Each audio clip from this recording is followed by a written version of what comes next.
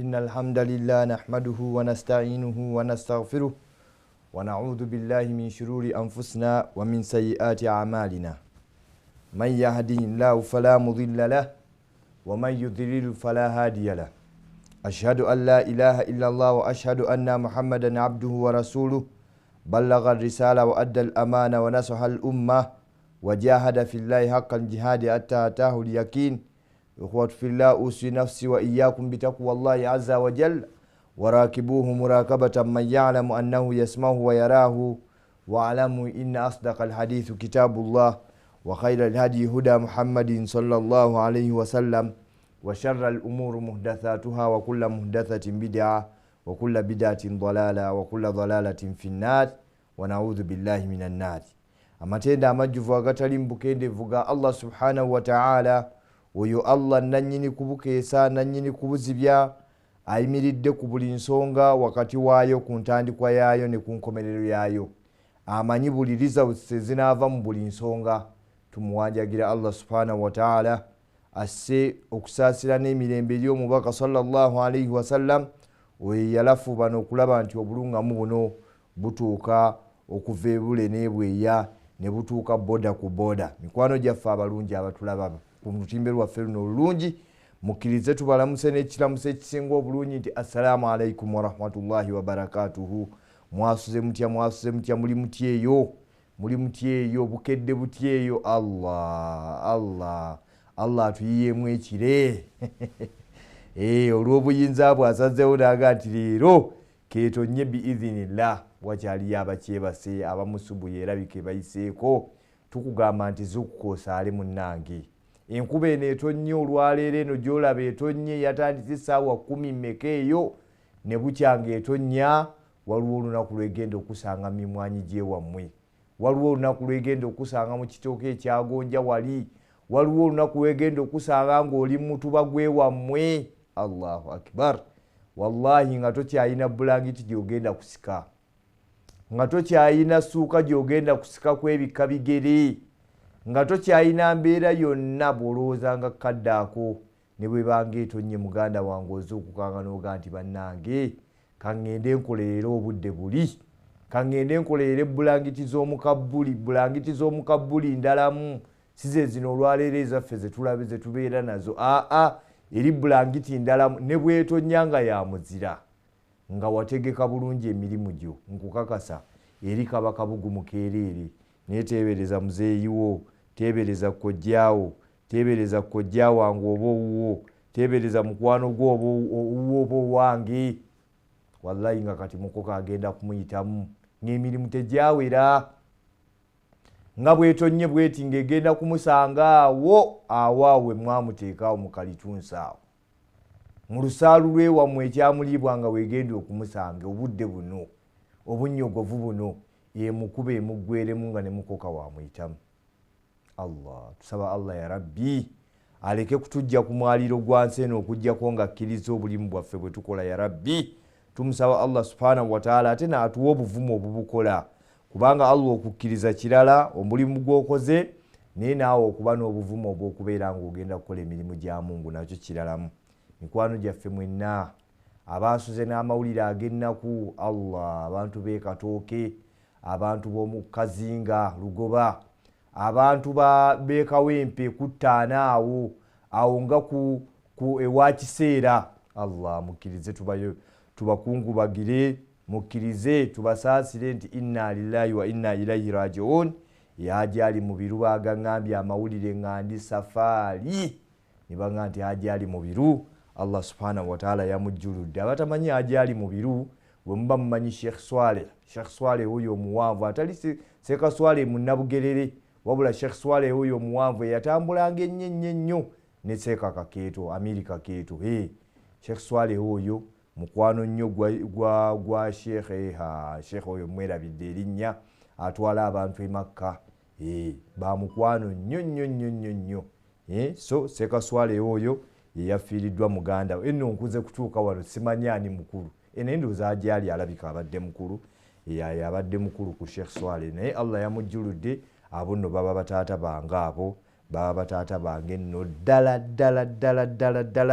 era twagala okubeera nga tukugamba sebwaje ajiisa lutaaya ne famire eyo yonna saidi eyo tusaba Allah subhanahu wa ta'ala abagumye ate ne mukadde waffe Allah abeere nga amwanguyiza safari gye yamututtemu etali nnyangu etali yakudda nkya. Omuntu agenda mu Amerika ne mumusuubira nti ajja kudda ne bannange omuntu akutte safari eyo ilal abadi kasita osimbula bwoti ekigere teri kudda, tewali kukomawo kuno ku mwaliiro gwa nsi. Byonna bikole, weeyagale weejavaane, kyonna kyoyagala kikole, naye gwe manya ti akaseera k'oliwunako wano kagere ate tekaliiko kugamba emmotoka yaffe tutwala mu lugendo olwo baagijja mu giya gye bayita eya advance teriimu, baagikolanga eyina giya zigenda mu maaso zokka eza advance temuliimu ara teriimu. Kasita osimbula bwoti ne bwokuba bwoti mu mutwe mabega bwoti n'otunulayo eriiso n'ogamba naye nti nina kembadde neerabidde kaakali wali, abasajja bakugamba nti tewakyali budde tugende, tewakyali budde tugende. Era bo kasita etayimu etuuka wallahi tebasobola kugumiikiriza yadde microsekendi yadde ki. Era ebyafaayo ebikwatagana ku nsonga eyo okubamu ku bantu be baawaayo eddakiika batono nnyo. Naye nze naawe ogwo omukisa tetugenda kugufuna, era omusajja oyo ali nkyagi, malayika eyo eri nkyagi ova omulimu ogwo. Kasita ogirabanga ekubye koodi ewakaawo omanya bumanya nti nno obudde buweddeyo, ng'ogenda ng'opakira kaguguko. Enno tukubuuza nno munnange nga naffe bwe twebuuza, mu mugugu oyinamu ki? Oyinamu ki kyogenda okusumulula mu maaso ga Allah? Wategeka ki? Package yo erinamu ki? Erinamu ki? Abaana bagenda kubawa holiday package, abamu babawadde bakomawo mu holidays. Holiday package yo gyogendako erinamu ki? Mulimu ki? Oyo yenna yapakiranga nga yeekenneenya byapakira, ogenda kuba mu ssanyu eritagambika. Ogenda kukiringa ne ba big boys eyo.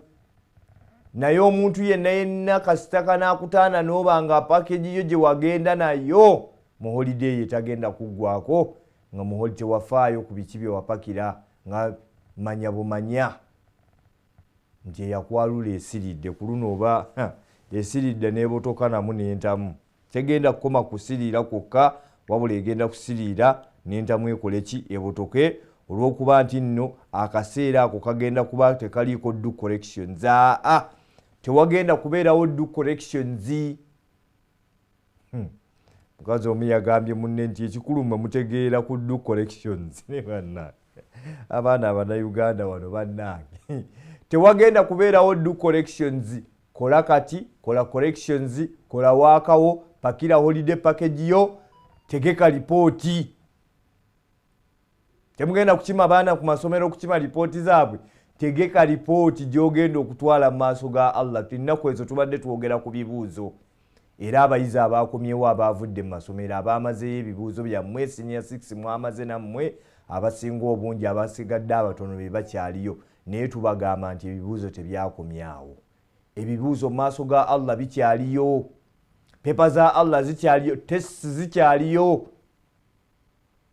Activity of integration zikyaliyo mpitirivu nyingi. Assignments gye ziri. Assessments mpitirivu nnyo. Allah alina assessments ze nga tosobola kuziyitako okuggyako nga naawe oyingidde mu examination room eyo. Akugezesa n'ebigezo ebyenjawulo. Eyo test n'akulaba oba onaagiyitako n'aleeta pepa ku pepa. Allah asobola okuleetera pepa za test nga jjaweene aleeta eno.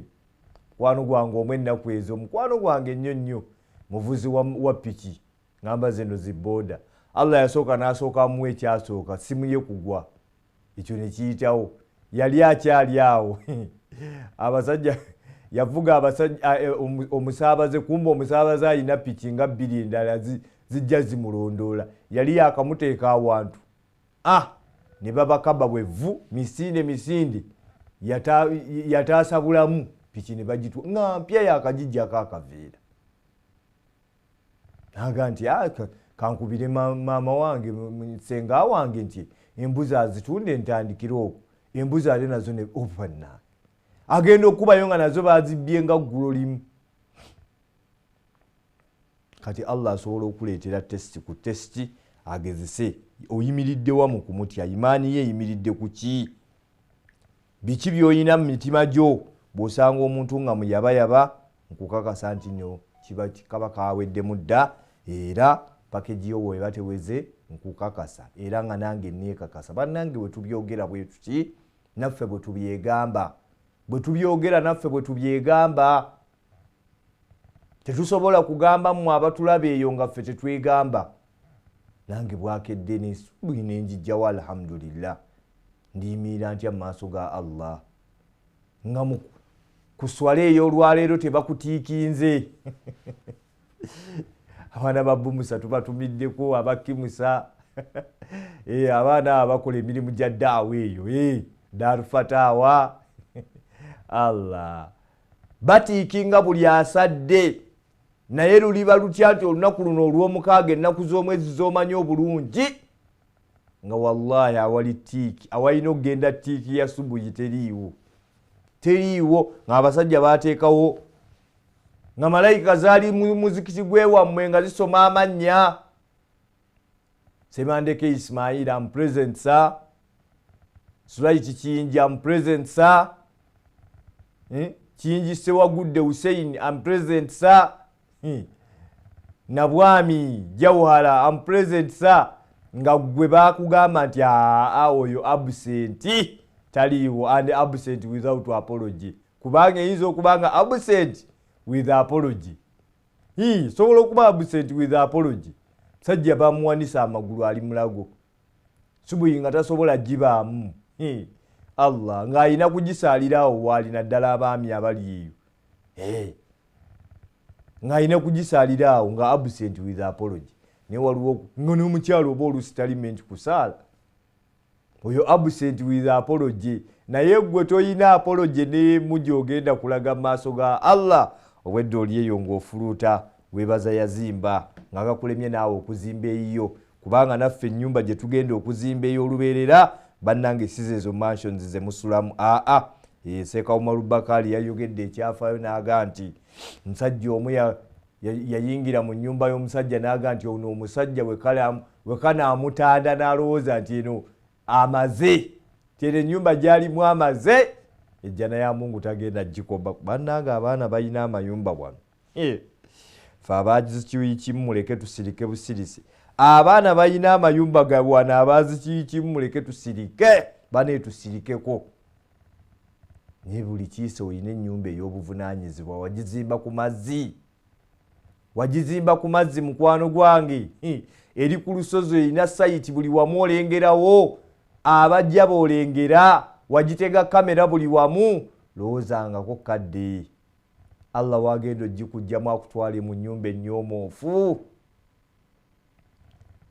ennyomoofu ng'abaliyo mikwano gyo b'olina okunyumya nabo biwuka biyenje ebiki nkukunyi munyeera byonna biri eyo misota giri eyo olowoozangako kadde ako bw'okalowoozangako pakasa ennyumba esinga eyo gy'olimu obulungi kubanze nkukakasa omulimu we guba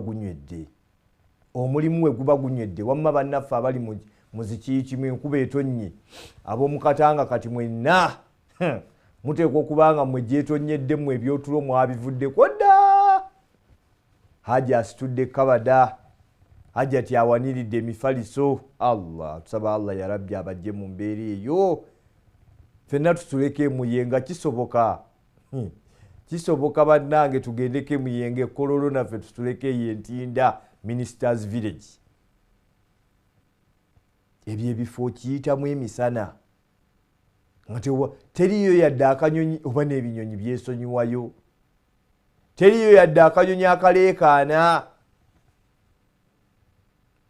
n'ebifo bye tuwangaaliramu ffe ba ladies and gentlemen ono ayasa magiraasi ow'obutwa bw'emmesa aba ayitawo owa scrap teri kwebaka teri kwebaka oba okyagalamiriza osibanya mu ntebe osikasika tulo ng'omubbi bamuyisaawo saketi bamuyisa kabaalazako bakukonkona haji omulabyeko nti ataani Allah tusaba Allah ya rabbi atusitula amadaala. So mikwano gyaffe tubakakasa nti bannaye tugende musituke tukole emirimu gya Allah. Allah subhanahu wa ta'ala ajja kutusiimira ajja kutwagala. Mikwano gyaffe nno abatatera kubeera naffe bannange kyo yaffe eno bagiyita nkulaakulana ng'era tusomamu ebigambo bya Allah subhanahu wa ta'ala. Wakati mu kubisoma tubaako emirimu gye tukola egyo egikulaakulanya ebyalo byaffe, egyo egikulaakulanya abantu baffe, egyo dontunwako mu munno mu maaso gw'otamanyi nako naye n'obeera ng'obaako ky'omuyamba mukwano gwange.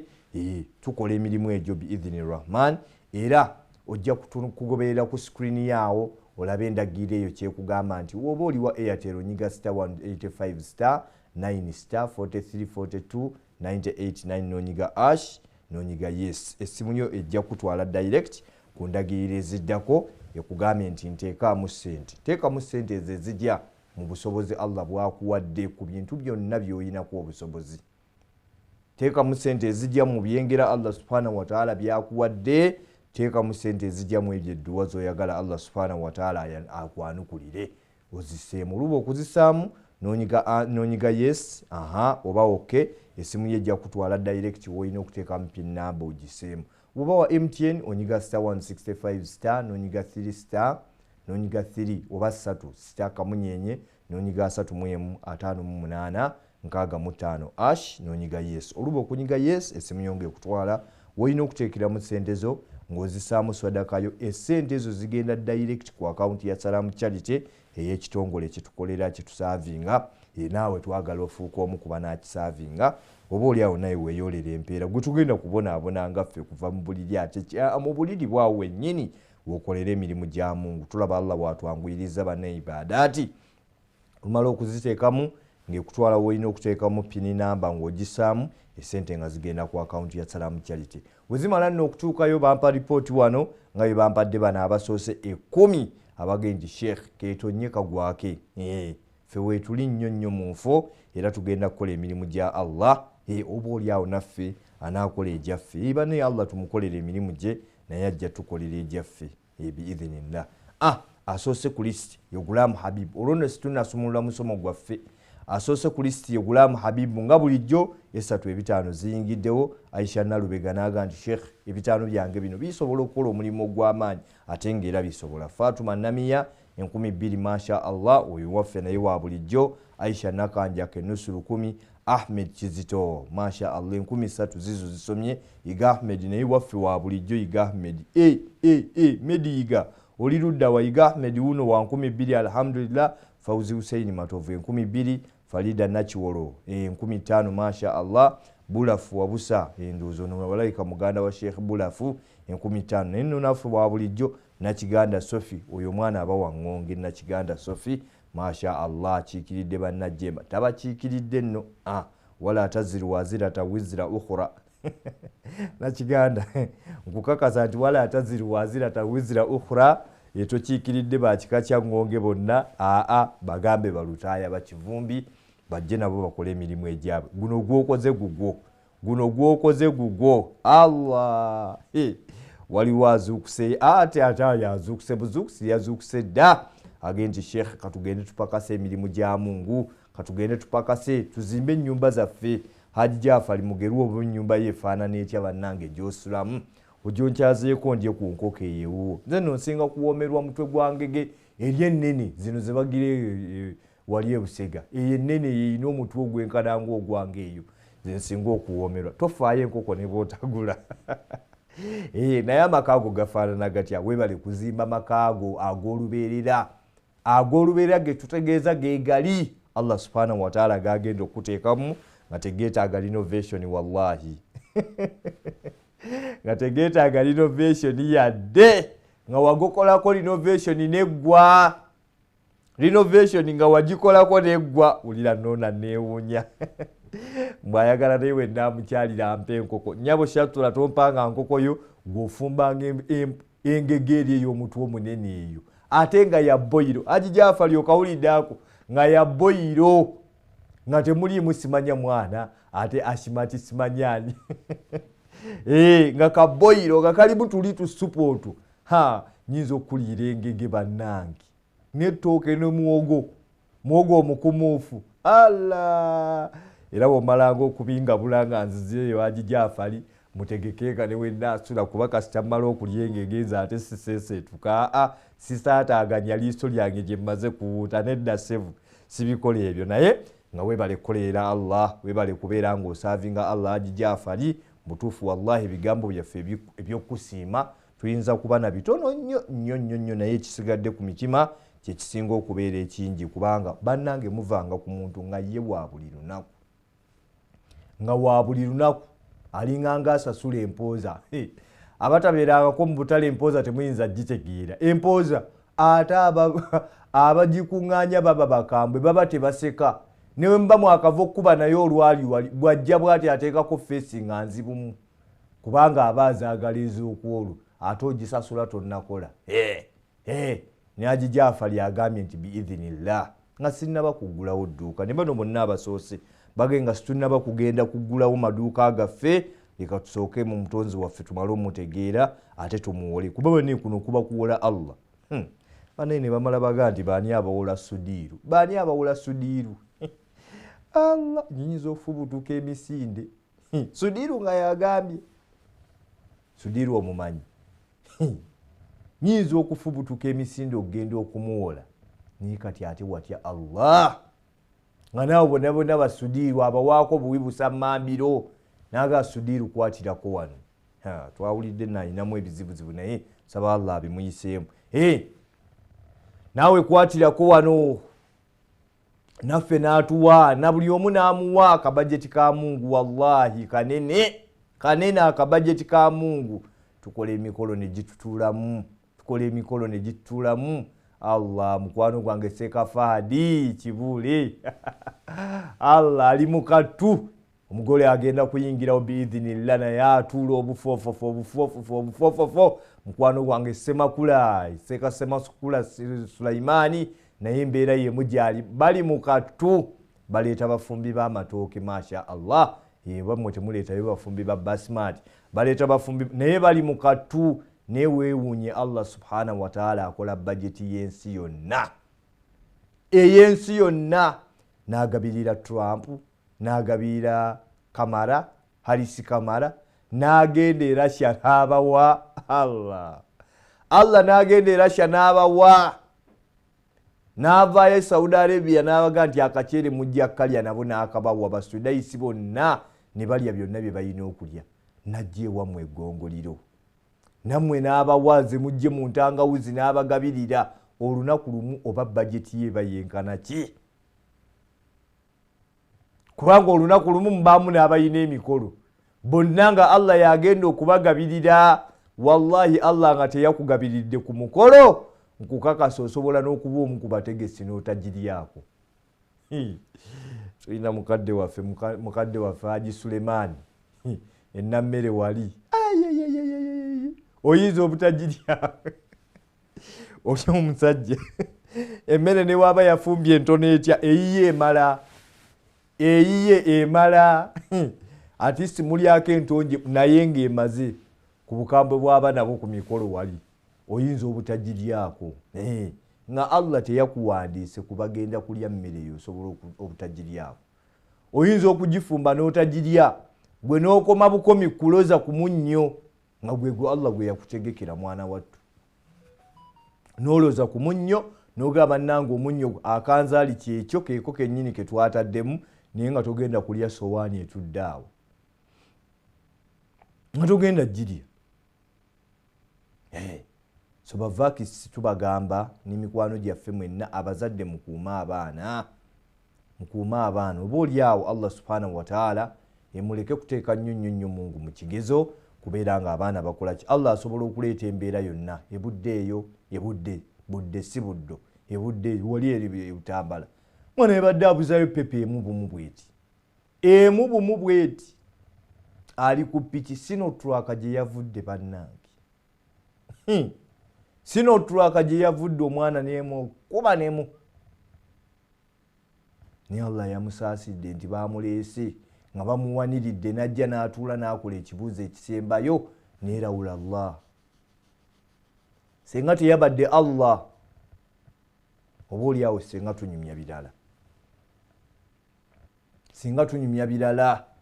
Era abaana ba Saidi eyo mwenna mwebale kubeererawo munnammwe ne mumusaasira ne mumubudaabuda mpaka we yamaze pepa n'omwana we. Nawe tukusabira Allah subhanahu wa ta'ala akusaasire, ebibuuzo byo biyite bulungi, oba oliawo tuddemu okulaba nga ate oteredde bulungi omutwe gwonna gwonna baguwalakase nga kujjuddeko biwundu byereere ninga abuzayo pepa emu. Mwana omulala ye yali yakamala yeezize zonna, mumanyi bulungi ate era naye mumanyi bulungi oyo ye yali yakamalayo pepa ng'agimaze esembayo era naye kata alusulemu akaba naye. So ensonga eyo banne tugyegendeze. Mikwano gyaffe yawo tuluddewo nnyo, tuli ku nsonga ya mukwano gwa Allah eri abatonde. Bannange Allah subhanahu wa ta'ala atwagala nnyo ekyo, sooka okikakase. Mu bimu ku biraga nti no Allah subhanahu wa ta'ala atwagala kwe kuba nti oli ekyo kyoli kiraga mukwano gwa Allah. Nseeka nina kaki oyina kwoyina bw'oba oyagala okukakasa nti oyina kwoyina Allah. Mujjukire bannange wano we tubadde nga oxygen tugula mugule tibane haji wuno milioni 3 muziteeke wali, milioni 3 muziteeke wali. Abasawo bannange abakozesa opportunity eyo nga abantu bali mu buzibu ne mukola ssente, tubaga nti ssente ezo ziyinza okuba tezaali mu baraka. Bw'obanga omuntu wamukyajinga okusinziira ku kizibu kyayina nga tewamukyajinga kusinziira ku saavisi gy'ogenda kumuwa, obusiraamu tebukkiriza ku exploitinga kizibu kya muntu exorbitantly oba oluzungu naye mulumanyi. Ninanga akagambo kakyambuze mu Luganda. Aisha Shatura Nagawa webale nnyo show yaffe, jangu ombuulire exorbitantly kategeeza ki? Kebera mu dictionary yo ojja okampeereze wano. Allah tatukkiriza kubeera nga o-exploiting omuntu olw'ekizibu kyalimu n'obeera ng'okola ki? Ng'omufunamu essente. Muwe service olw'okuba nti alina ekizibu naye tokapitalizinga ku kizibu kye kubeera nga ate omubba ekisusse. So bannange ekyali wano naawe alowooza nti tolina kwoyina, okyalina omukka ogussa. Ebbanga ly'omala ng'entunnunsi ezo zikyakuba, wallahi nkukakasa nti the sky is the limit. Allah asobola okuggyawo awo w'oli n'akutwala ku level abantu ne bakwewuunya bwewuunya. Bameka wano mu Uganda be mulabye ng'oli n'obutasoma bwewaaniramu, nga n'obutasoma abwewaaniramu naga nti okwakusoma nti nze nakoma mu nassali, okwakusoma nti navaayo nga n'erinnya sinnabaddi mansitalinga, naye ng'olwaleero ssebo ate oluusi waaba yayita mu field ezo eza haraamu ezo ng'omulaba watabbu nnyo mu haraamu we era abantu bamukungiriza watabbu nnyo muzibu nnyo. Kyovola omusajja akugamba nti okusoma kirala n'okuba successful kirala, yadde ng'oluusi Allah ebiseera ebisinga atera okuyisiza ku bantu bano abayivu okubeera kuba obuyivu bwabwe Allah n'abasitula amadaala. Naye ekyo tekitegeeza nti kiri automatic ti buli muyivu klasi nene nedda. Mwana yaŋŋamba nti genda e Nigeria wano olaba abasajja abalina zi masters nga bali mu kulima, alenga nnyaanya ne masters degree nga gyali eyo. So mikwano gyaffe abatulaba abalungi tukukakasa nti ebyo bibiri byanjawulo. Allah tumwesige, tukole emirimu gye. Ajja kutunula mu nsonga zaffe kubanga omukwano gwe gye tuli muyitirivu nnyo tegugambika. Ye yasalawo tubeerewo, kale lwaki tayinza okuba atatwagala? okukyawa oteekwa kubanga naawe olina byokoze Allah subhanahu wa ta'ala n'akujja mu bitonde byakola ki byayagala. Era bayithawe wakati w'okuba nti no akujje mu bitonde byatayagala era asigala akyakugabirira. Tolowoozanga nti no buli muntu ali ku nsi y'omu ku Allah subhanahu wa ta'ala bayaga. Abamu Allah yabasunguwalira naye mwana wattu wakati mu kubasunguwalira abawa ne balya.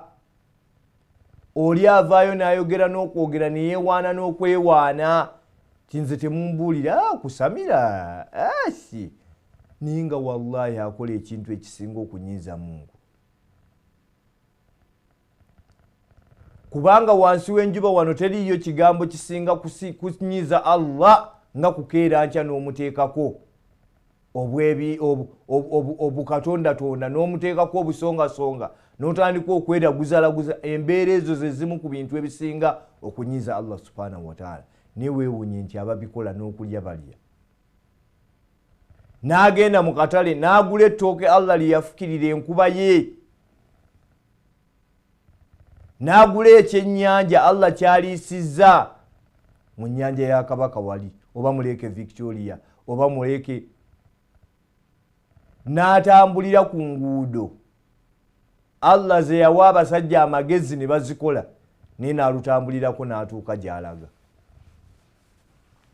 Allah talina kyamukozeeko. Naye nno tukugamba nti wala tahsabanna Allaha ghafilan amma ya'malu adh-dhalimun. Bannange Allah tabeerangako mulagajjavu ku ebyo abantu abamujooga bye bakola. Allah si mulagajjavu ku byo. Naye ye ayina akaseera waakulinze wayagala okukwatira. Ayina akaseera waakulinze wagenda okufundiza. Okakase nti la hawla wala quwwata illa billah. Okakase nti tewali waayina busobozi na buyinza okujjako ye. Naye oluusi oyinza okwagala okukyogera, oyinza okwagala okukikkiriza ng'obudde bukugenzeeko nga Allah akukutte mu kasonda bw'ati. Bannange Allah akwata. Allah akwata. Ffe gye tulowooze wali success. Allah akuumirayo bukuumizi bantu ne babeera successful eyo gye bali. Ni waliwo bangi balozezzaako ne bagendayo. Wano musambi wa mupiira kyatayagala kusambira Arsenal. Ani ne bw'aba awagira Man U ne bamugamba nti jangu kale okwatenga mijoozi gya Arsenal. Ne bw'aba awagira Arsenal ne bamugamba jangu osibenga obuguwa bw'abasambi. Bannange ntya buti kukyogera naye nange Haji Abdul Karim Kalisa nyinza obutakusiibula.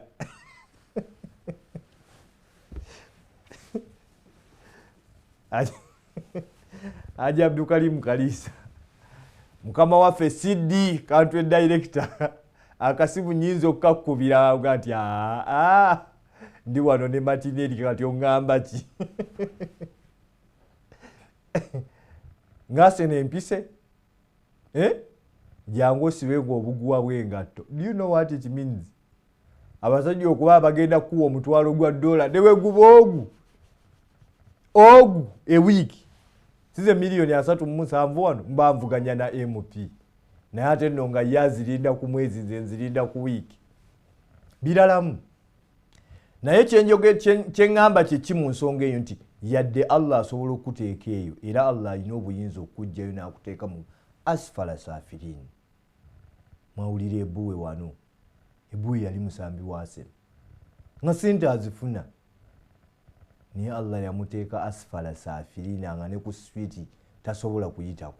Waliwo omusambi wa Man U omu banga kati ali mupoota apoota ku bizimbe akeera bukeezi ku makya n'aga nti bannaye nti kabaalaza ke tugenda ozimba olwaleero nti ne bamugamba tabula wali omusenyu.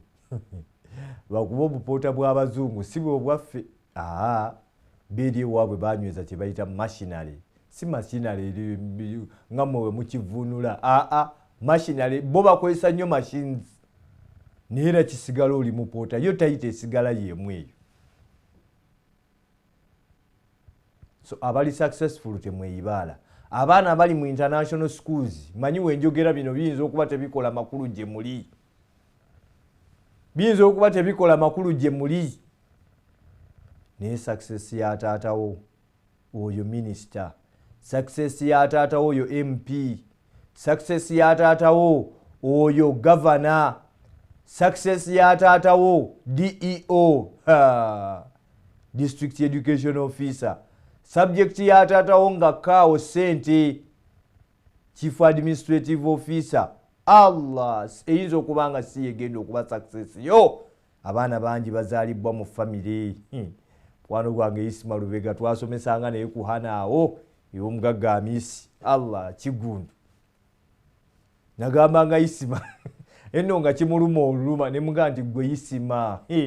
Allah yabataasa temwandindabyeko mmwe. Namugamba temwandindabyeko. Singa success y'abajjajjaffe n'ey'abakadde baffe yali automatic ng'erina okugenda mpaka ku muntu asembayo mu family. Nakimugambanga gwe Ajasaani wali omumanyi, Ajasaani wali omumanyi gwe sajja yalina essente ng'ewakaawe mwana okutuuka P4 nga tomanyi kuvuga mmotoka nga gw'oli waawa, ng'oli waawa. Mugende mubuuze Baaji Matembe wali ku glass ku Nsibambi glass mats wali e Nakasero wajja kubuulira Ajasaani yali ani. Sajja yasooka okukola kwenca wano mu Uganda naye genda okebere mu famire ye. Olaba waliwo atuusiza yadde kwota y'obugagga bwe yali ayina. Tewali. Abo nno mboogerako kubanga banga ate mbamanyi bulungi. Anti awo teeko kubanga ondaba bulungi nnyo. Eyo gy'oli ekibuli. Tewaliwo yatuuse haafu ya bugagga Ajasaani bwe yali ayina. So abali ku peak, abali ku climax ey'obulamu obuli soft temubeeranga awo ne mwejavaana bannange. Allah subhanahu wa ta'ala ffenna atwagala, ate atwagala nnyo nga tukola emirimu gye, kubanga buli we tukola emirimu gye naye akola ejjaffe. Kyova olabanga ebingi bye yatugamba nti obanga oyagala okulaba Allah subhanahu wa ta'ala omuntu gwayagadde, masha Allah, omuntu gwayagadde bingi Allah bye yatulaga, bingi Allah bye yatulaga. Era kino tukijjawa hadithi ya nabbi weeri nnungi nnyo. Tugaa nti thalatha man kunna fihinna wajada halawata al-iman. Omuntu yenna alibeera n'ebintu bino bisatu. Ebintu bino bisatu gwe oyo yenna yenna gwe libyeyolekerako, yaani ne tubimulabamu ajja kubanga amaze okubeera ng'afuna obuwoomerevu bw'obukkiriza.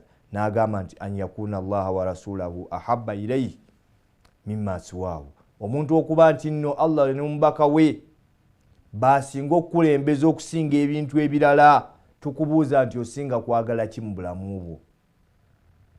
Eriyo abantu nga basinga kwagala bakyala baabwe, amweyisaayisa mami naye tamuzaalangako,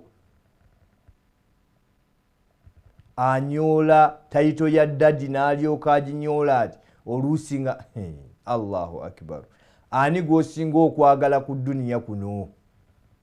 Bwe bakubuuzanga gwosinga okwagala ogambanga nti Allahu wa rasulihi, singa kwagala Allah na mubaka we bye bisinga okwagala. Era ekikwatagananga ku Allah n'omubaka we tozzangako kintu kirala, toteekangawo statement wakati awo nga Allah agambye n'omubaka we nossaawo statement wakati awo, tokikolanga. Abaana ennaku zino abaana batufuukidde akayinja mu ngatto. Omwana bamuga nti mwana gwo omukazi oyo tomuwasa, mwana gwo omukazi oyo tomufumbirwa, naye ng'omukwano gumaze okumutemba gumuyingidde mpaka ku kasomi akasembayo ak'eggumba, n'aga nti muzeeyi tomumanyiira. Omanyi gye tuvudde n'omwana ono abadde ankoleranga ku kosi waka zange, ani n'ennaku zino zagenze mpaka ku secondary, abadde ankolerako academic activity of integration nga yazinkolera. Omwana bamugamba nti omuzadde oyo gwe tumulabyemu obuyaayi, omwana oyo omuwala tumulabyemu obuyaayi. tisijja kumuvaako oba mwette ekiba kibi nno mumanyi lwaki kibi bamutuuma kibi ngamba kibi owakaleeru omanyi lwaki bamutuuma kibi sajja yasalangawo naga ekiba kibi ne bano bakiramu banakiramu waffe wano omu ku baproducers baffe balinayo taata waabwe bamuyita alogaloge alogaloge Kasumba alogaloge alirudda wabannaye nga tuludde omulabako bamuyita alogaloge abasajja basalawo naye omwana nga yayagadde bulungi nnyo omuntu gwagenda okwagala Allah ayinza obagamba nti taata alogaloge nze ngenda mwagala naye omuntu yenna anaawomererwa anaafuna kasukaali k'obukkiriza ateekwa okuba nga Allah n'omubaka we bakulembeza nga tannaba kuleeta boyfriend, tannaba kuleeta man friend, tannaba kuleeta girlfriend, tannaba kuleeta woman friend, tannaba kuleeta mwana, tannaba kuleeta muzzukulu. Allah n'omubaka we basoosa. Kyovula yatugamba nti maakaana lilmu'miniin. Tekibangawo kubakkiriza abakyala n'abaami idha qada Allahu amran, nga Allah amaze okusalawo etteeka an yakuna lahumul khiyara, ate ne baliza mu debate ebya Allah tetubiteeka mu parliamenti, ebya Allah tetubitulira kakiiko kerosi kutusalirawo, ebya Allah tubikolanga we yabisetinga. Naliko musomero erimu zino Muslim schools, manyi abamu muyinza okuba temumanyi type z'amasomero ge tuyinayo kye bayita Christian school. Eryo ly'essomero nga either lyabalokole, either lyabaprotestanti, either lyabakatuliki, either lyaba Seventh Day. Ne tubeera n'essomero lye bayita secular school.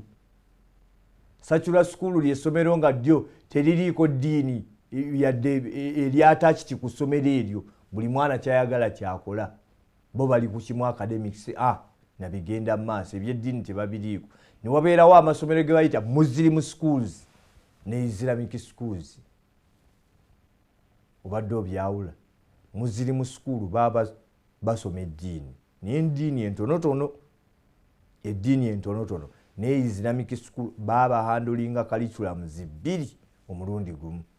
Naliko era Muslim school oyinza nosanga abaana abamu bakkirizibwa okwebikirira, abalala tebakkiriza, tewaliwo mbeera yakubeera nti teeka ly'amaanyi. Zo ng'agamu ga Muslim schools bakijjeyo ne bagana edda ti tuli Muslim school naye okwebikirira teeka, naye agamu gaalinga tegakiina. Naye naliko mu ssomero erimu nga doosi si musiraamu. Bagamba omusajja oyo Allah yamutaggululira ebyenfuna masha Allah n'abimuwa n'abeera successful mu byenfuna.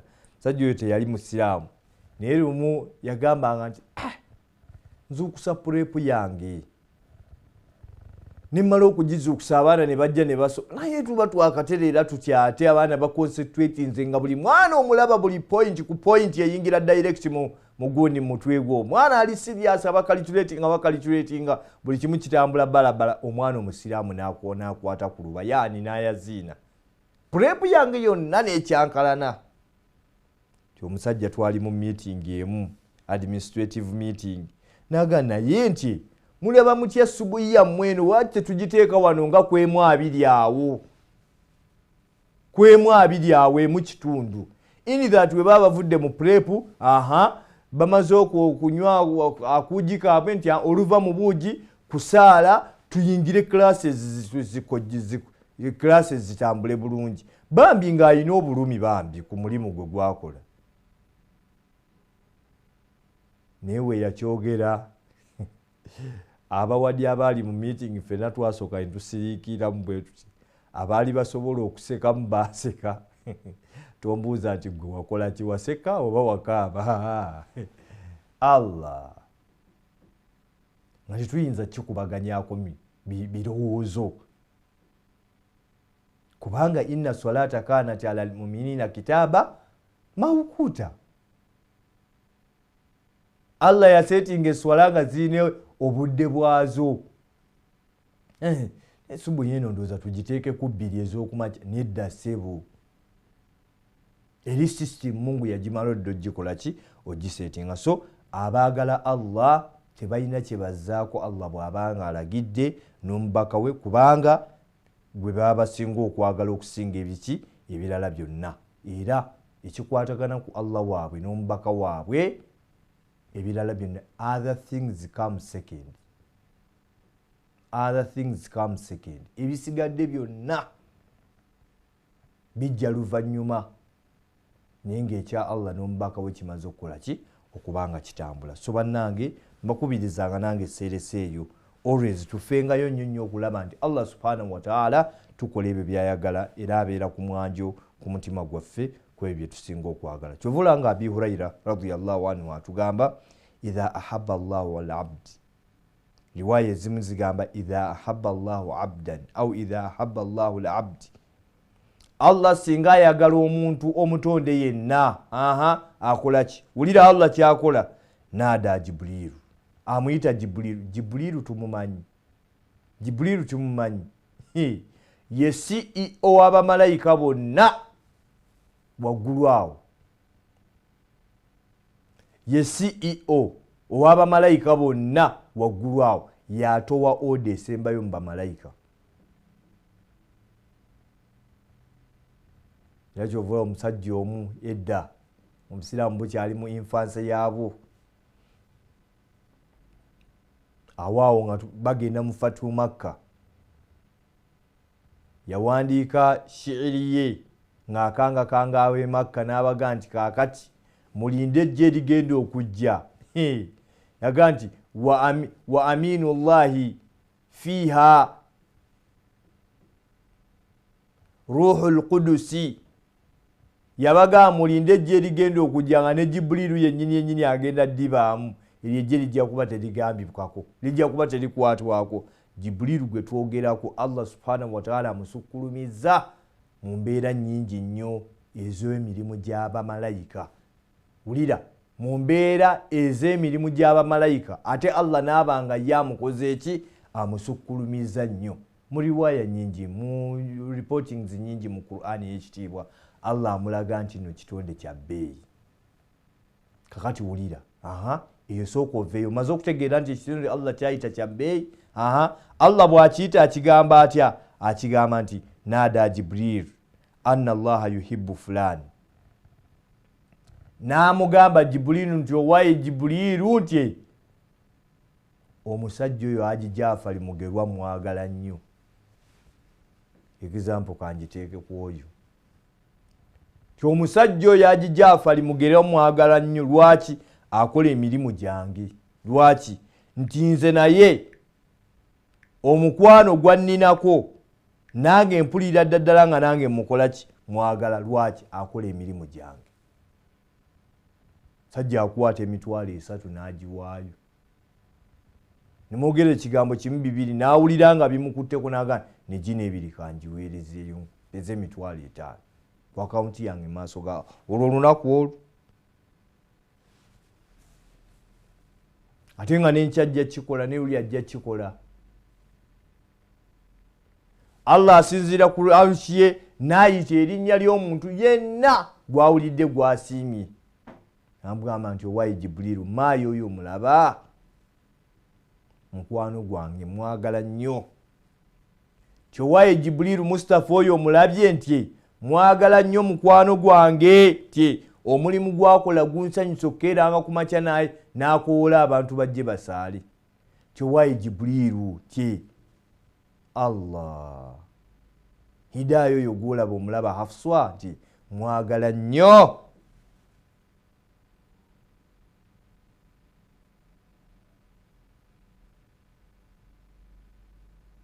Saba Allah subhanahu wa ta'ala atuteeke mu abo bayagala. Takoma ku ekyo Allah n'alagira. Takoma ku ekyo Allah alagira n'okulagira. N'abagamba bamalayika nti nammwe mumwagale. Fayuhibbu Jibrilu. Jibrilu n'ayagala omusajja oyo, omukazi oyo, olwa instructions ezimuweebwa mukama we Allah. Jibrilu takoma kwekyo fayunadi Jibrilu fi ahli sama. Jibrilu nasinzira nga bwe nabagambye nti ye CEO yatowa oda esembayo mu bamalayika, n'atowa oda n'agamba mu bantu b'omuggulu eyo, mu bantu ba waggulu, n'abaga nti inna Allah yuhibbu fulani. Bannanga amawulire genzije ewa Allah, Allah atugambye nti ayagala nnyo Kawthar oyo. Fa ahibbuhu, era Kawthar oyo mumwagale. Ti Allah ayagala nnyani? Maama Adiru, maama Afifa, maama Allah ayagala nnyani? Ajati Amina Lubega amwagala nnyo.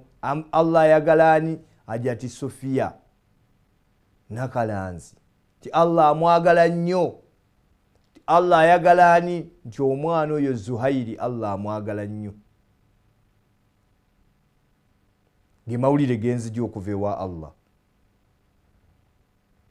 Naye tankomye bukomye kubeera nga akiŋŋamba nti bagambe, wabula andagidde mwagale. Ate era naŋŋamba nammwe nzije mbagambe nti omusajja oyo mumwagale nga ne Allah naye bwakola ki? Bwamwagala. Bannange nno okutuuka ku levi eyo oteekwa okuba nga Allah tava buvi mu bbanga n'ayagala muntu.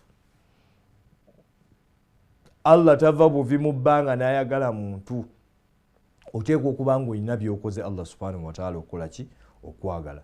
Butakoma ku ekyo ate Allah n'abeera nga ateeka omukwano mu bantu b'oku nsi, nabo n'abeera nga abateekamu omukwano ogwo ne babeera nga bakwagala. Kyovula bannange, waliwo abantu abalemera ku principles zaabwe ez'eddiini.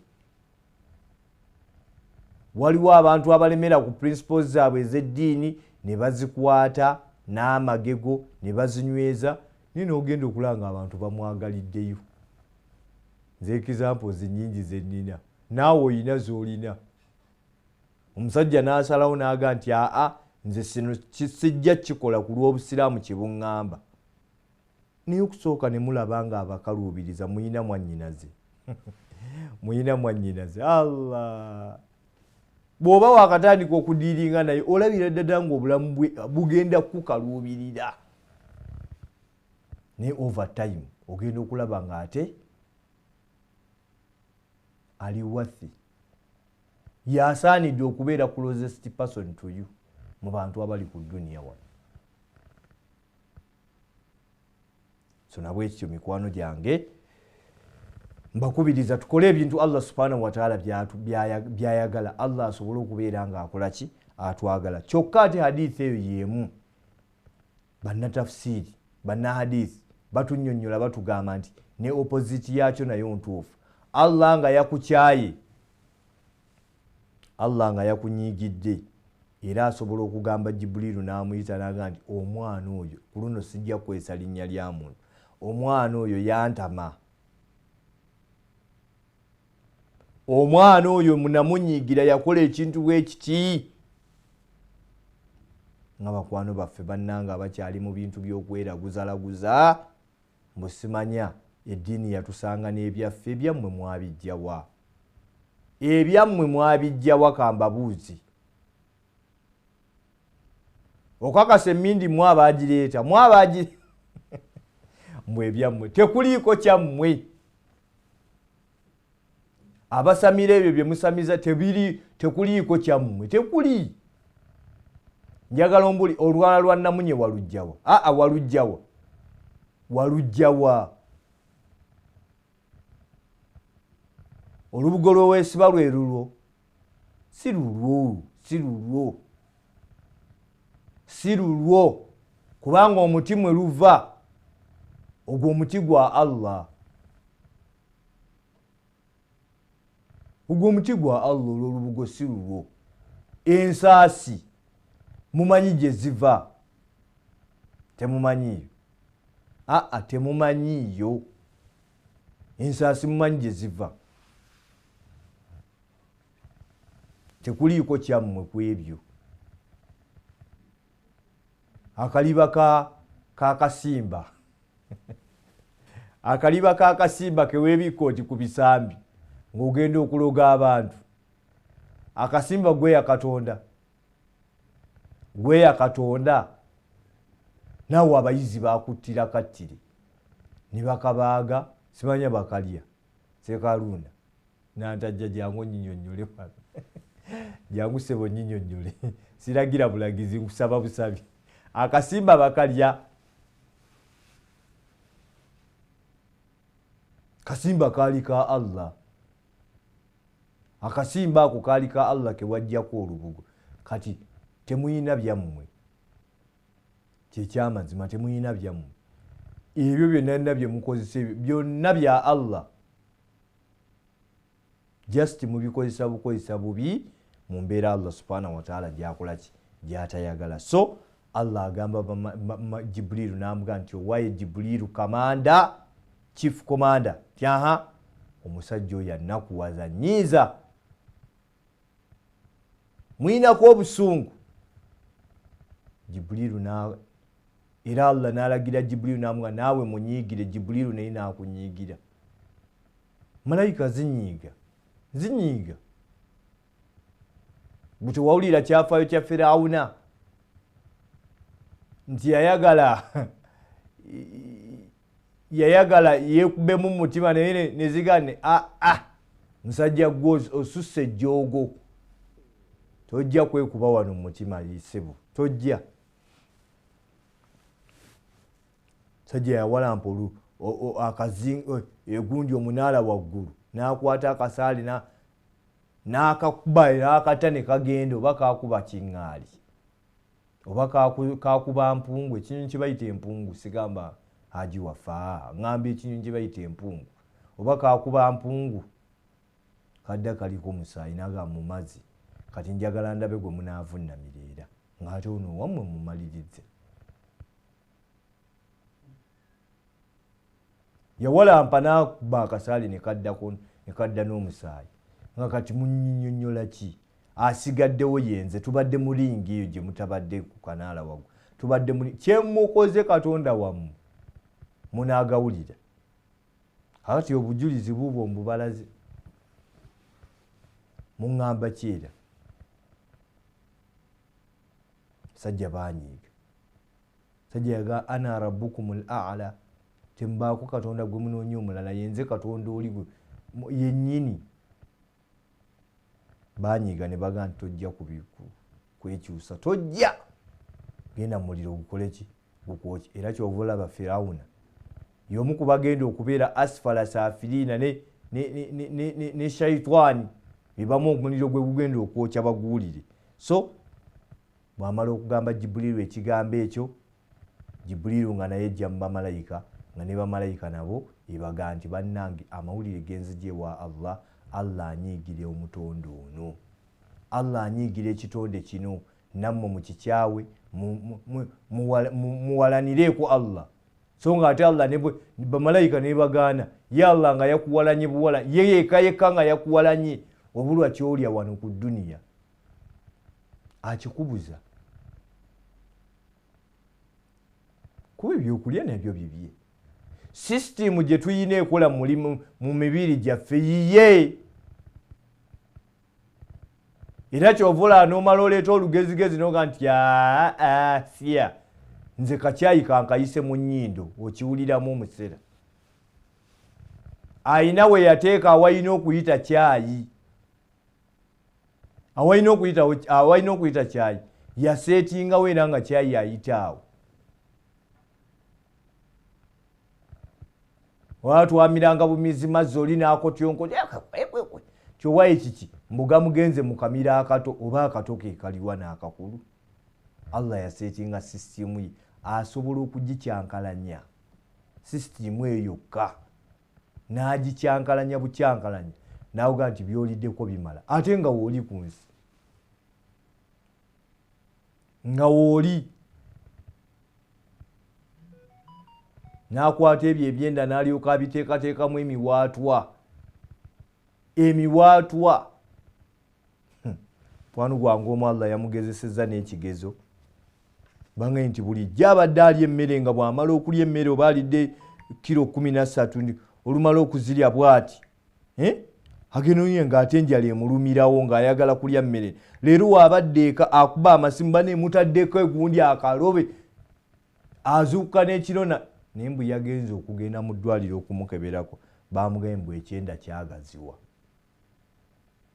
Ekyenda kyagaziwa kati asuulamu mu kyenda mu lubuto alinga asuula mu kisero. Waliwo agapayipo g'aba national water bano ge batera okukozesa ganene bwe gati batera n'ogateeka mu zino mu zihayiwe. Kati emmere eyitamu ebyenda biringanga bw'olaba ekipayipo ekyo ateekamu bw'ati emmere eyitamu buyisi. Eyitamu buyisi. Kati sisitimu ya Mungu nga yagikutteko bw'ati.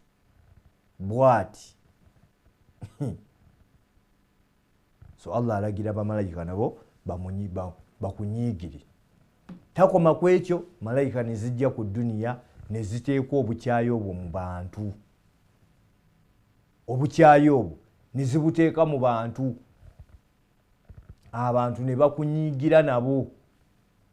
Muguwerabanga ng'omulungi naye nga Allah yamala okuteeka ensigo eyo mitima gyabwe bakukyawe. Kyova olabanga Allah subhanahu wa ta'ala noza tujja kumaliriza na kino. Kyova olabanga Allah subhanahu wa ta'ala okumanya bw'ayagala omuddu aba amwagadde. Tukijja mu makulu g'ebigambo ndowooza byali bya Sheikh Ibn Qayyim al-Jawzi. Yagamba nti okumanya Allah nga yayagadde omuddu amwagala ne bw'akola emirimu gye nga mirungi n'agikola mu kyama. Era Allah amala n'avaayo n'amwasanguza mu bantu, abantu basobole okuba nti nabo bamwagala omusajja oyo kwera ebirungi byakoze.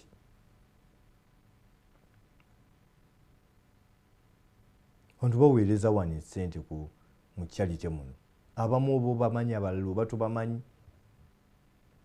Ne Allah abajjayo yagalagaana n'atukaka n'atugamba nti Bashiri nti abantu abo mubasome, abantu abalengera abali ku TV okwo nga babadde tebannaba kuwaayo bamanyi nti bo ne banaba baganya okuwaayo waliwo abali ready okubeera nga bakola emirimu gya Mungu. Era Allah bagenda okuwa empeera ze nga bw'olaba ono Zubeda kyakoze. Zubeda jahazi 15,000 masha Allah. Ismaila Wachomi 1,100 masha Allah. Uthman Chimbo wa 13,000 agambye nti nedda ssebo nakiwala nakiganda tojja kundyako sho obeere wangonge wekaweka asoma ku listi. Nange kangende nsome ku listi eyo ate agituddemu entebe y'essejjemba lwaki tetubikola. Naga nti nange kanzijje tubikole. So baddu ba Allah bw'okola emirimu emirungi era akugjayo. Nina we nabadde eyo ne tunyumya ku musajja mukulu. Allah yamujjulula yali awangaalira kyabadde azaawo. Bamuyitanga Agimudde. Abava mu famire eyo ndowooza mumumanyi. N'abeeye Butambala mumumanyi. Naye bangayi nti Agimudde yayitanga abaana mu nkukutu obwana nga bafumba entamu y'obuugi ng'eringa ya ssomero. Kasukaali kabeeramu. N'aga nti mujje. Abaana ne bakuba ekyugi.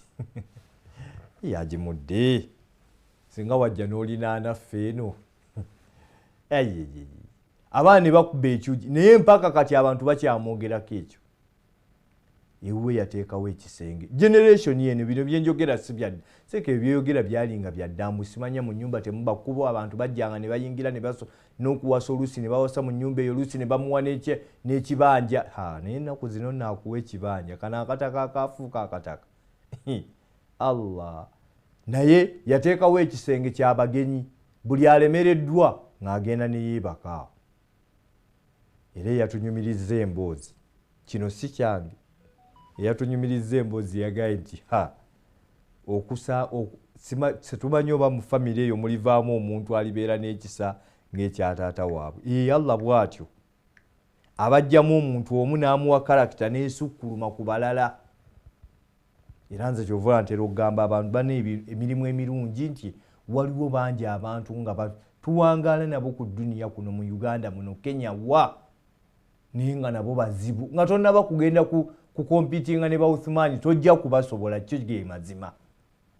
Waliwo ne baona abasajja nga tebasoboka mu kukola emirimu gya Allah nga womwesimbako mugo bajjamaani. oyinza obutasobola nga mwana mweddira omuziro gumu muganda mu Nyankole mu Kiga Musoga naye nga ye yasalawo aweereze Allah subhanahu wa ta'ala. So bw'okolera Allah emirimu emirungi era amala n'akugjayo abantu basobole okuba nti nno bakwagala era basobole okubeera nga bakola ki bakwogerako olw'omulimu omulungi ogwo gw'okoze. Era ne opposite yakyo nakyo ntuufu. Bw'okola omulimu omubi n'ogwesibako nkukakasa ojja kugusangayo era bajja kugumanya bajja kugutegeera nti gwe okola kino na kino era abantu bajja kukwasanguza. Allah ajja kuleetayo ekitonde kimu either kikwate video either kikukole ki oba either gwe mwali mukolagana naye akuveemu.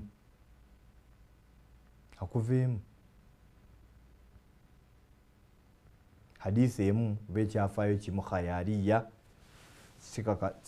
kiyinza okuba nga kiri khayali nga it is an imaginary story. Sajja omu yali asuubula drugs zino njaga biki cocaine naye ng'eggezi lyakola agiteeka mu mboga yalina omusiri gw'emboga nga mwagiteeka ebumbira muli. Allah kyaliwe gwe yali akola naye ye kennyini yeyagamba aba airport ng'agitwala bweru gye bagitunda yeyagamba aba airport nga bwe muba mulowooza nti enjogera nsaaga mukwate emboga emu mugitememu. Bagenda okutema konteyina y'emboga ng'omusajja yabagaggawalako dda. Enjaga eyo eri haramu tetugyenkalije nga muntu gidiiringamu naye munnange haramu mu kimu ku bigezo bya haramu essente ziri mu haramu. Ng'olina kwerekereza neerekereza ogambe nti kabulaŋŋane ebirungi biri wa Allah subhanahu wa ta'ala neweerekereza kubanga okusuula abantu eddalu Allah bw'alibaleeta wa idha al-maw'udatu su'ilat Allah bw'alibaleeta abeesudde eddalu ne bakusimba mu maaso ga Allah obannyonnyole lwaki baagwa eddalu nga gwe yabasuula eddalu ne bagenda mu mamotoka ne bayimirirawo we bati trailer n'emuyitako tojja kuba na ansa ku kigambo ekyo. So omuntu waaba akola omulimu omubi era Allah amala n'amwasanguza n'amwabya n'amwolesa mu bantu n'abaga nti bannange ono bulijjo abadde akola kino. Bannange mbadde balabi balungi obudde bwaffe bulabika bugenze naye nga situnaba kuva ku mpewo mukkirize tutumire categories zaffe zino. Olwaleero tutumire mbadde neerabidde Daliya Nakafeero masha Allah.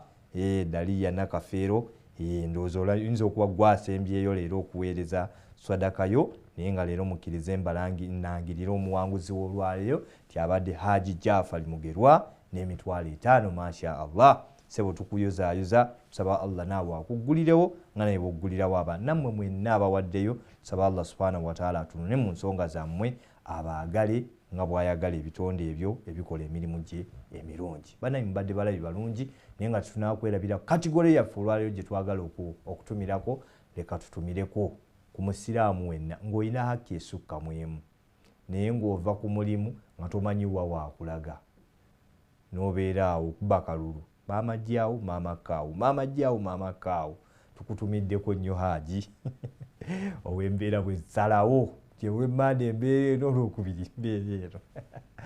Bannange sigadde ndi muweerezaawo mukwano gwo omuwali mwoseekawo Ssejjemba Bashiri tukugamba nti ku Taqwa Primary School gye tuli wali Namuŋŋoona boarding weeri jangu tusomese abaana tubaweereze boogere Oluzungu boogere Oluwalabu bakole eddiini basome tubaleyingire foundation egenda okubafuula ba doctors ba lawyers ate nga bantu batya Allah. Bannange assalamu alaikum wa rahmatullahi wa barakatuh.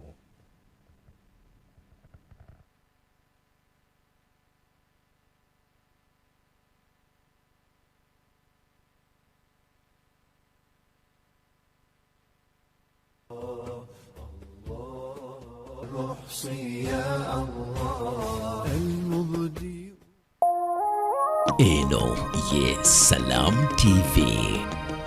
Mani Mabati Roofings tuzze kukuweereza tukuleetedde ekisinga. Tukola amabaati aga buli kika okuli agamanyiddwa nga kategula ssaako ag'omugongo omunene wamu n'ag'omutono. Tulina obutimba obusiba ebikomera ssaako byonna ebikozesebwa mu kusereka. Factory yaffe esangibwa Nabweru Kafunda opposite Starbex Petrol Station. Tukufulumiza ky'oyagala mu budde bw'okyetaagiramu. Weewale eby'okusimba akago ng'obanja kye wasasulira. Tukubireko ku 0775 244 554 oba 0703 925 Mani Mabati Roofings. Omutindo bwe bweyamo bwaffe. Tata Jona, Landi Road erawuna atukedde yakonkona. Hey.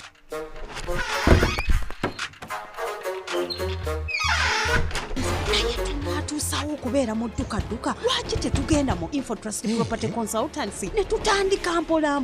Infotrust Property Consultancy balina ettaka ku nguudo zonna n'ebibuga byonna era nga poloti zaabwe zitandikira ku $1.3 ezitali za kyapa so nga ate ez'ekyapa zitandikira ku $12 era bakkiriza n'enkola eya kibanja mpola. Infotrust basangibwa Kamwokya Kira Road poloti 87 nga wakava ku Rubis Petrol Station. Essimu 0709 98 19 37 oba 0774 32 23 Infotrust for the humble beginners. Tom Caring Kasalazi Uganda bakutusako ekunjuliro 2024 okuvanga 10 paka 15 December tugenda kubeera mu gunjuliro mu Busika Musirimu Secondary School. Kale bayisa abaana mwenna okuva ku myaka 7 paka 19 abawala n'abalenzi okujja mu gunjulwe era ng'emiramwa mwe muli okwetegeera obulamu bw'obwongo okwezuula okwefaako n'okwekuuma okusukuluma mu byenjigiriza n'enkolagana n'abantu. Jangu oyige ensinza okola obumpwankimpwanki okukola ebyemikono ennima y'omu bibuga ey'omulembe okufumba n'okusoma Kurani. Buli muyizi asasula $20 nga bagenya abakulu mwe muli Hajati Zaituni Kakyama, Sheikh Balaf Ali Hussein ne Sheikh Atiladi Namakula. Kugambye toleka mwana kutaayaya, leeta omwana wo mu gunjuliro 2024 ng'okumanya ebisingawo kuba ku noti 7 noti 5 7 37 2 oba noti 7 noti 6 32 4 oba noti 7 2 8 22 39 gakiwagiddwa Haira Sweet Cakes Minata Hijab Point Busika Musirimu SS ne Isla Junior School. Want to elevate your entertainment? Then add Showmax to your DSTV subscription at no extra cost. Showmax is not a TV channel. It's an on-demand video streaming service on Showmax.com. To add Showmax to your DSTV subscription, simply use the My DSTV app. Select Add Showmax. The app screen will confirm that you qualify for Showmax at no extra cost as a DSTV premium subscriber. Now you can enjoy exclusive shows and movies. Add Showmax to elevate your entertainment.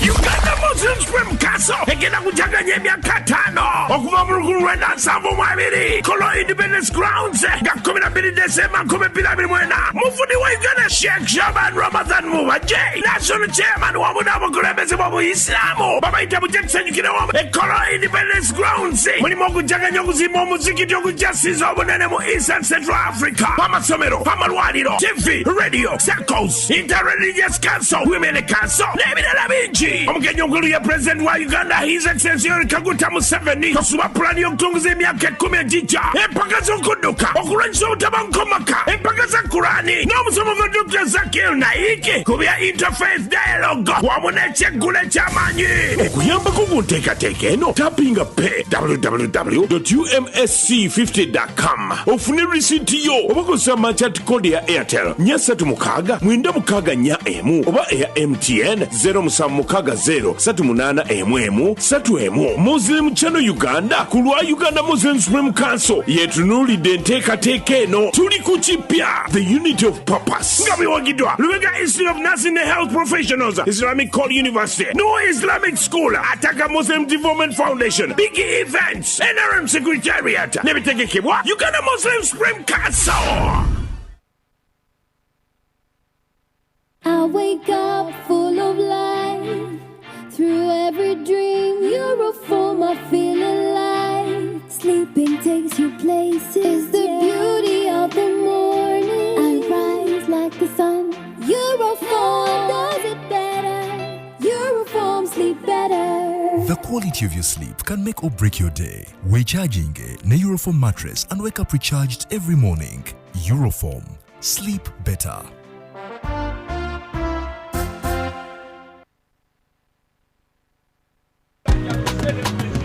You used to tell me that I don't make you happy. All that time you would be complaining. I'll call you every day, yeah yo, baby dondolo. You can now get all the Chibuzi out with MTN voice bundles. Call all networks Kubei Dondoro. Buy a 25-minute voice bundle for only 1,000 or buy any daily voice bundle of your choice. Dial *100 *21# and select daily or use the My MTN app. When we talk together, we are unstoppable.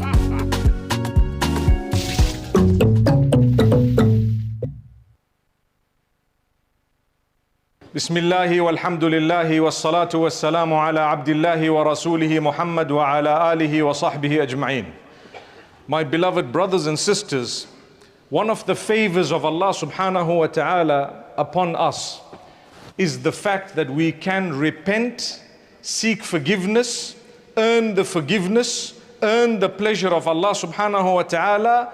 And if we change our ways and habits permanently, Allah says He will convert that bad which we did or used to do into good on the right side of the scale on the day of judgment. So to put this into perspective, what it means is that if you used to